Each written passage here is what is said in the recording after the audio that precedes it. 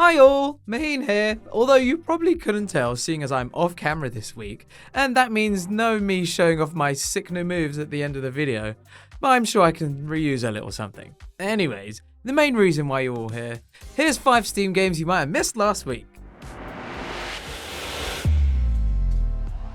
Here's a fascinating adventure game designed in the style of 1980s Sierra and LucasArts games. It's not a point and click game, as you'll use arrows and enter text commands, and it's built using an engine that can run off a real Tandy 1000 PC. In other words, it's authentic both in appearance and for the code holding it together. But you probably never played something quite this weird back in the 80s. The Aching takes the form of a cryptic horror story. You're a pale creature who has mysteriously ended up in a cave, and naturally, you want to find out A, where you are, and B, how you got there. It's apparently pretty unforgiving. But whether you play it or just watch the trailer, it's a gorgeous thing to behold. Kujlevka is set in early 90s Russia in the wake of the Soviet Union collapse. Amid this period of bleak uncertainty, an alien vessel has landed on a farm on the town of Kujlevka, and it falls to you to make first contact with the marooned spacefarers. This is a bizarre looking game. Between shaping the aliens' impressions of humankind, you'll be trying to learn more about them, while occasionally exploring a dreamed version of Kujlevka. Try saying that 3 times fast. Blocky Dungeon is a neat hybrid of Tetris and dungeon crawler. It emerged as a prototype back in 2019 and blew the socks off a lot of people, including myself. So it's nice to see this full release.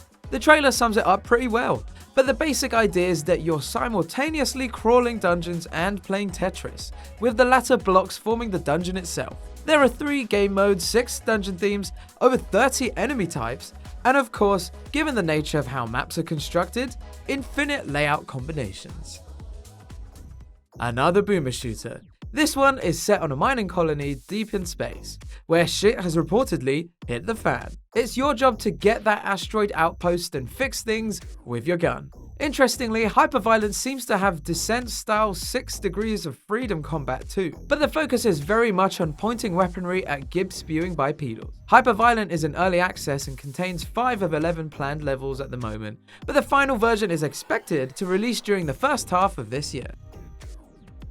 Wall World is a topsy-turvy roguelite about commandeering a giant robotic bug along a ginormous wall. This giant bug is your base, from which you'll occasionally disembark to spelunk through the wall itself, all the better to secure precious materials and upgrades. If all this sounds blissfully stress-free, then think again. Because of course there are baddies trying to kill you the whole time, both while you're climbing the heights of the wall and while you explore the mines. It's a fun looking mix of tower defense and dungeon crawler with some really nice pixel art. And that's all we got time for today. And as for the dancing I know you're so longing to see, well, here's a little throwback to end with. Remember to like, comment, and subscribe, and until next time, see ya.